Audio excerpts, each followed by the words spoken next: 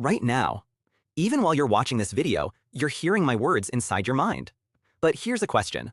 The voice that's reading these words in your head, whose voice is it? Is it you? Or is it someone else inside you? We all have an inner voice. Every person has an inner voice in their mind. When you think, I have an exam tomorrow. I should do this. I made a mistake.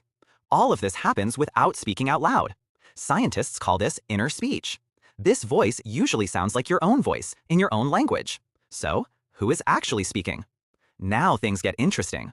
According to psychology, it's not another person. It's your brain turning your thoughts into words. But here's another question. If this voice is speaking, who is listening to it? This is where philosophy begins. If you can observe the voice, then maybe you are not the voice. You are the observer. Mind versus observer. Imagine this. Thoughts are appearing in your mind. One thought says, I'm a loser. Another says, no, I can do this. If both thoughts are you, how can they disagree? That means thoughts come and go, but the one who notices them stays the same. Many philosophers and meditation teachers call this awareness, or the observer.